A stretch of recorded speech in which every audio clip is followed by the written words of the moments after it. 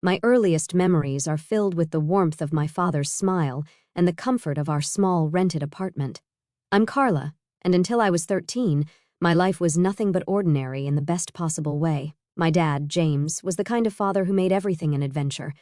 Even though we lived in a modest apartment, he turned our tiny balcony into a fairy garden and our living room into a fort during rainy weekends. Mom, Sarah, was different, more reserved, always dreaming of a bigger house and a grander life. But back then, their differences seemed to balance each other out perfectly. "Carla, sweetie, would you like to spend the weekend at Grandpa's?"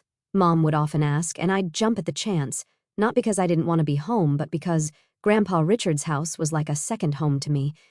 It was a beautiful 2-story Victorian with creaking wooden floors and endless corners to explore. "Your mother needs her alone time with your father," Grandpa would explain with a knowing smile when I'd arrive at his doorstep, "and I need my time with my favorite granddaughter." I was a perceptive child, more than the adults around me realized. I understood that Mom sometimes needed space, that she and Dad had their own relationship to nurture. It didn't hurt me. If anything, it made me feel mature, plus those weekends with Grandpa were precious. He'd tell me stories about Dad's childhood, teach me about managing money — he was a retired bank manager — and make the best pancakes in the world. "You know, Carla," he told me once while we were having breakfast on his porch, "your mother dreams of a house like this. But you know what's more important than a big house? A home filled with love." I nodded, understanding, even at that young age. Our apartment might have been small, but it was filled with love. Dad would come home from his job at the insurance company, swing me around in his arms, and pepper Mom with kisses until she laughed, despite herself. Those moments made our tiny space feel infinite. But life has a way of changing when you least expect it. I was 13 when Dad started losing weight rapidly. At first, he joked about it, saying he was finally getting in shape, but his eyes told a different story. The doctor's visits became more frequent, and Mom's face grew increasingly worried. "It's just a phase," Dad would say, ruffling my hair weakly. "I'll be back to my old self in no time." But he wasn't. The disease, aggressive pancreatic cancer, consumed him like a wildfire. Within months, my strong, vibrant father became a shadow of himself. I watched helplessly as Mom tried to hold everything together, but I could see her crumbling inside. The last conversation I had with Dad is forever etched in my memory. He was lying in his hospital bed, his hand barely strong enough to hold mine. "Take care of your mom for me, princess," he whispered, "and let Grandpa guide you. He's wiser than all of us combined." The year after Dad's death felt like living in a fog. Mom spiraled into such deep depression that she could barely look at me. I guess I reminded her too much of him. Thank goodness for Grandpa Richard. He became my rock, my safe harbor in the storm that our lives had become. Living in Grandpa's house wasn't just a temporary solution anymore. It became my new normal. Every morning, I'd wake up in what used to be Dad's old room, surrounded by his childhood photos and trophies. Grandpa made sure I kept up with school, helped me with homework, and tried his best to fill the void both my parents had left, one through death, the other through grief. Mom would call occasionally, but her voice always seemed distant, detached. Her visits were even rarer, quick stops where she'd barely meet my eyes before rushing off again. I learned to stop expecting more. Then, exactly 1 year and 2 months after Dad's death, everything changed. Mom showed up at Grandpa's door one sunny Saturday morning, and I almost didn't recognize her. Gone was the grieving widow in black, replaced by someone wearing a bright yellow dress and sporting a new haircut. Her face was glowing with happiness. "Carla, sweetie, pack your things. You're coming home," she announced, bouncing on her heels like a teenager. I looked at Grandpa, confused. He seemed just as surprised as I was. The drive back to our apartment was filled with Mom's cheerful chatter about everything and nothing. It was like sitting next to a stranger who happened to look like my mother. But the real shock came when we walked through our apartment door. There, in our small living room, stood a tall man and a girl who looked about 3 years younger than me. They both smiled awkwardly as Mom practically danced to their side. "Carla, meet Robert and his daughter Emma.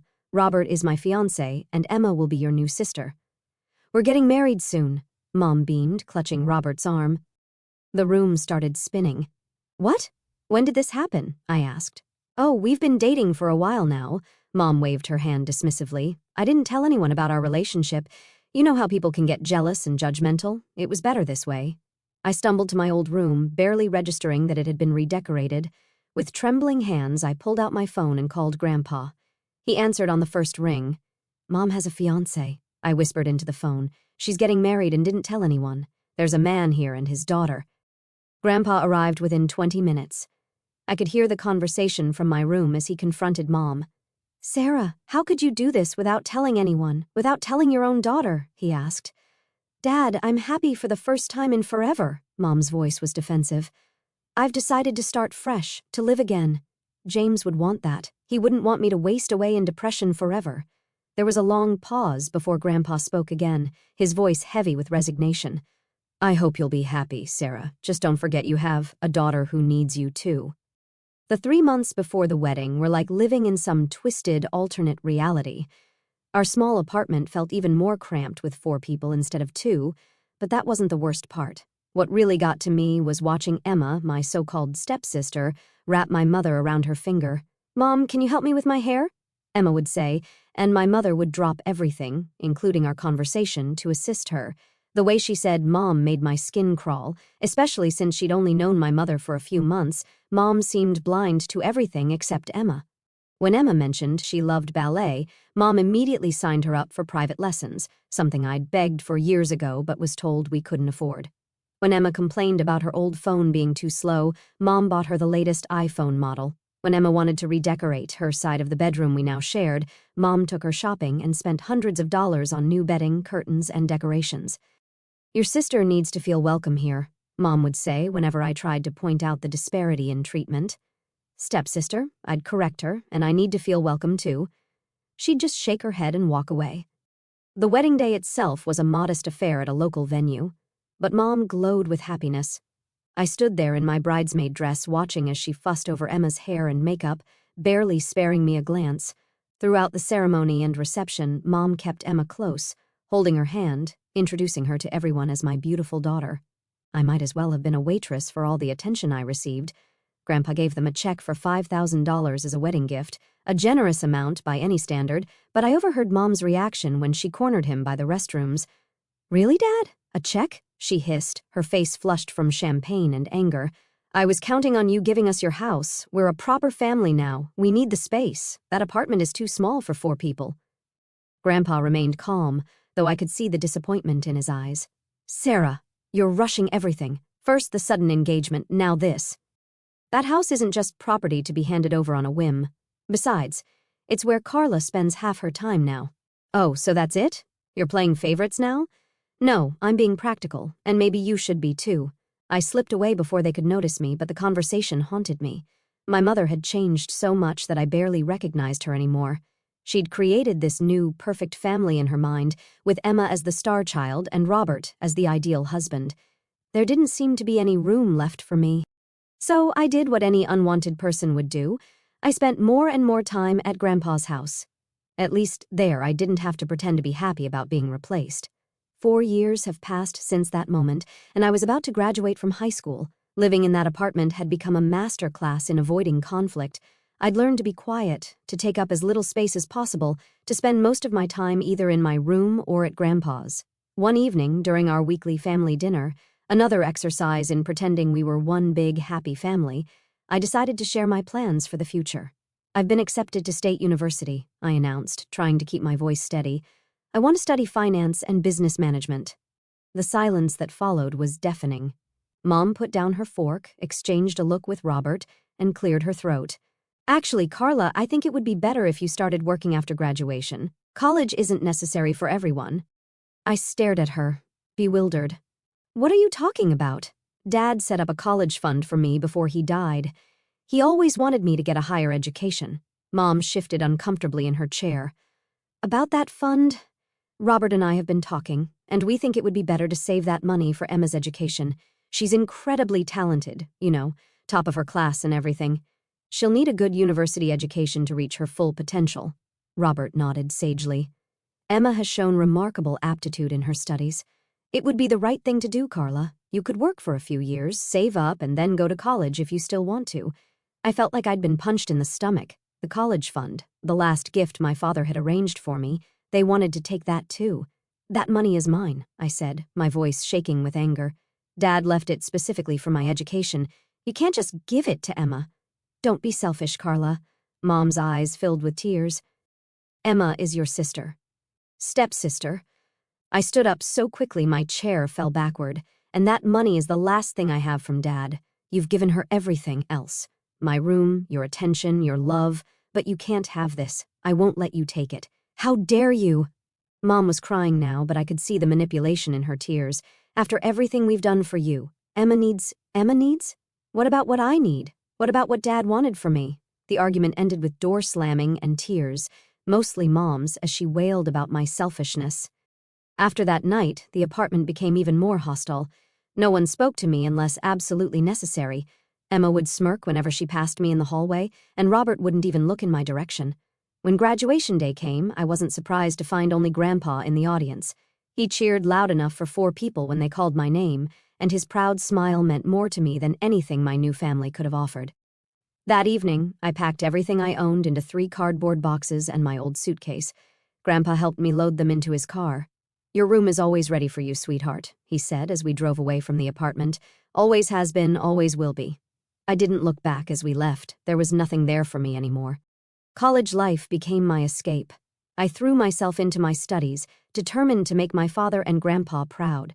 The business and finance courses fascinated me, and I found myself excelling in ways that would have made Dad smile every evening I'd call Grandpa to share what I'd learned. Tell me again about derivatives, he'd say, even though he knew more about finance than my professors. I love hearing you explain it. But as my college years progressed, I noticed changes in Grandpa's voice during our calls. He got tired more easily, and his usual sharp wit sometimes seemed dulled. During my visits home, I caught him wincing when he stood up or rubbing his chest when he thought I wasn't looking. It's just age catching up with me, he'd say whenever I asked about his health. Nothing to worry about, sweetheart. But I did worry. I started calling him twice a day instead of once, and I'd drive home every weekend I could, not just on holidays. We'd sit in his kitchen, drinking tea and talking about everything and nothing, just like we used to. Sometimes I'd catch him looking at me with such intense love that it made my throat tight. It was the middle of my final semester when Mom called. I almost didn't answer. It was the first time she'd called in 4 years, but something made me pick up. Grandpa died last night, she said, her voice flat and emotionless. The funeral is on Thursday at 2 p.m., Hartford Funeral Home. The phone slipped from my hand. I don't remember much of what happened next, just that my roommate found me curled up on the floor, sobbing uncontrollably. Thursday came too quickly and not quickly enough. The funeral home was exactly the kind of place Grandpa would have chosen, understated but elegant, with large windows letting in natural light. I arrived early, my black dress feeling too tight, my skin too sensitive, everything wrong because Grandpa wasn't there to make it right. I expected to see Mom and her family, but they weren't there. Instead, Mr. Harrison, Grandpa's friend from his banking days, was organizing everything. They're running a bit late, he said when I asked. Your mother called to say they'd be delayed. The service was beautiful, filled with people from Grandpa's life sharing stories about his kindness, his integrity, his humor. I sat in the front row, alone with my grief, until halfway through the service when I heard the back door open. Mom swept in with Robert and Emma, all in perfectly coordinated black outfits. They took seats in the far back, and Mom didn't even glance in my direction. Her face was set in a mask of appropriate grief, but her eyes were already darting around the room, assessing, calculating. I turned back to face the front, my tears now burning with both grief and anger. Even here, even now, she couldn't acknowledge me, couldn't put aside her pettiness for one day to mourn her own father. After the funeral service, I drove to Grandpa's house, my home for the past 4 years, only to stop short at the sight that greeted me. There, scattered across the front lawn like worthless debris, were garbage bags filled with my belongings, my clothes, my books, my photo albums. Everything from my room had been unceremoniously thrown out. Some bags had split open, spilling my life across the grass. With trembling hands, I tried my key in the front door. It wouldn't turn, the lock had been changed. I was still standing there, key uselessly in hand, when the door swung open. Mom stood in the doorway wearing the same black dress from the funeral, but now with an expression of triumph rather than grief. "Oh good, you're here to collect your things," she said, as if she was doing me a favor. "This is my house now. Dad's finally gone, and as his only child, I'm the rightful heir. I've already had the locks changed. We're moving in tonight." I stared at her, unable to process the cruelty of it all. You couldn't even wait until after the funeral? "These are my things, my home." "No, this is my home now," she cut me off sharply. "And you better take your stuff quickly, or it's going in the dumpster." I need to clear the space for Emma's things. She smiled coldly. She's getting your old room, by the way. She's always wanted a bigger bedroom. I felt numb as I gathered my belongings, stuffing everything back into the torn bags, trying to collect the scattered photos of Dad and Grandpa from where they'd fallen in the grass. My mother stood in the doorway the entire time, watching me like a security guard, making sure I didn't try to steal anything. The drive back to my college dorm was a blur of tears and disbelief. My roommate helped me carry everything up, not asking questions when she saw my state. A week later, I received a call from a law firm. "Miss Johnson, this is Mr. Anderson from Anderson and Partners Law Firm. I'm your grandfather's notary. We need you to come in for the reading of his will. Would Thursday at 10 a.m. work for you?" I agreed, though I couldn't see the point. Mom had made it clear she was the heir to everything. When I arrived at the notary's office that Thursday, Mom, Robert, and Emma were already there, seated like royalty in the leather chairs. Emma was examining her manicure, while Robert scrolled through his phone. Mom's eyes narrowed when she saw me. "What are you doing here?" she asked, loudly enough for everyone in the office to hear. "You're clearly not needed for this. We're handling family business." Mr. Anderson adjusted his glasses and began reading from the document in front of him. "I, Richard James Mitchell, being of sound mind and body, declare this to be my last will and testament." He started with the formal language, but I saw Mom already smiling triumphantly. That smile froze when Mr. Anderson continued. "To my beloved granddaughter, Carla Johnson, I leave my house at 1542 Oak Street, along with all its contents, and my entire savings account containing $475,000. The room went deadly silent for a moment. Then Mom's voice shattered it. "What? This can't be right!" She snatched the document from Mr. Anderson's hands, her eyes scanning frantically. "Where's my part? I'm his daughter!" Mr. Anderson calmly retrieved the will. "Mrs. Waters, your father's wishes are quite clear. He leaves everything to Miss Carla Johnson. There is no provision for you in the will. This is impossible." Mom's face had turned scarlet. "She manipulated him. She poisoned him against me. I'll sue. I'll contest this will." "The will is ironclad," Mr. Anderson stated firmly. "Your father had it properly witnessed and notarized 6 months ago. He was of completely sound mind, as attested by his doctor. Any attempt to contest it would be futile and expensive." Mom's strategy suddenly shifted. The rage in her eyes transformed into tears as she turned to me. "Carla, sweetie, please," she pleaded, her voice honey-sweet now. "We've already given up our apartment. We moved everything out yesterday. We have nowhere to go. You can't just throw us out on the street. We're family." I stood up, holding the folder Mr. Anderson had just handed me. Inside were the deed to the house, ownership transfer documents, and all the legal paperwork confirming my ownership of the property. "Family?" I asked quietly. "Like how you threw my belongings onto the lawn before Grandpa was even in his grave. Like how you tried to steal my college fund. Like how you've treated me for the past 4 years. That was different? This is your problem, not mine." I cut her off, turning to leave. "I suggest you start looking for a new apartment." I drove straight to Grandpa's house, my house now. I pulled out my phone and called a locksmith, explaining the situation. When he arrived, I showed him my freshly notarized ownership documents. "I'm the legal owner of this house," I explained, showing him the paperwork. "I need you to open these locks and then change them to new ones. I want to be the only one with the keys."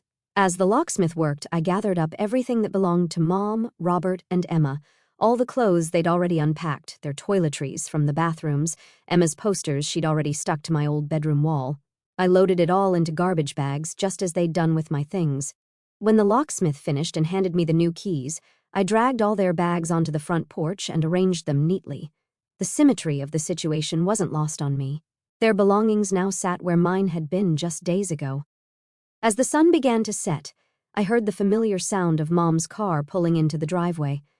I watched through the living room window, Grandpa's favorite spot to read his morning paper, as their reactions played out exactly as I'd expected. "What is this?" Mom's shriek could be heard clearly through the closed windows. "Our things? All our things are outside." I opened the door but stood firmly in the doorway as they approached. Mom's face was red with fury, Robert looked like he'd swallowed something sour, and Emma was already crying theatrical tears. "How dare you?" Mom stormed up the porch steps. "We live here now. You can't do this to us." "Actually, I can," I replied. "This is my house now, legally and rightfully. You need to take your belongings and leave." "We have nowhere to go," Emma wailed. You should have thought about that before giving up your apartment, I replied coolly. Not my problem. Mom tried to push past me into the house, but I stood my ground. Move, Carla. This is ridiculous. This is my father's house. No, it's my house now, and if you don't leave immediately with your things, I'm calling the police to report you for trespassing. After that, all these bags go straight to the dumpster. I pulled out my phone. Your choice, Mom. Just like you gave me a choice about my things a few days ago, remember? The next few minutes were filled with cursing and threats as they gathered their bags. Mom alternated between crying and screaming about how unfair it all was, while Emma kept saying I'd regret this. Robert muttered under his breath about contesting the will. As they loaded the last bag into their car, Mom turned to me one final time. You're no daughter of mine. Your father would be ashamed of you. I smiled sadly. No, Mom. Dad would be proud that I finally stood up for myself. Goodbye. I watched them drive away, their car disappearing around the corner. That was 6 months ago. I'm in my final semester now, about to graduate with honors. The house is being rented to a lovely young family. Their monthly rent payments are helping me build my savings, just as Grandpa would have wanted. I found his letter in the study safe that first night after everyone left. My dearest Carla, it began. If you're reading this, it means you've already dealt with your mother's reaction to my will. I'm sorry I had to put you through that, but I knew Sarah too well. I knew what she would try to do. You have your father's integrity and my business sense. Use them both wisely. The house is yours to do with as you please. Just promise me you'll keep the family photos in the attic. Some memories are worth keeping, even the painful ones. I kept that promise, along with the others I made to both him and Dad. I'm focusing on my future now, letting go of the past, but keeping the lessons it taught me. Sometimes family isn't who you're born to. Sometimes it's who believes in you, who protects you, who helps you grow. Mom, Robert, and Emma still live somewhere in the city. I hear they found a new apartment eventually. They've tried to contact me a few times, usually when they need something, but I don't respond. Some chapters of our lives are better left closed.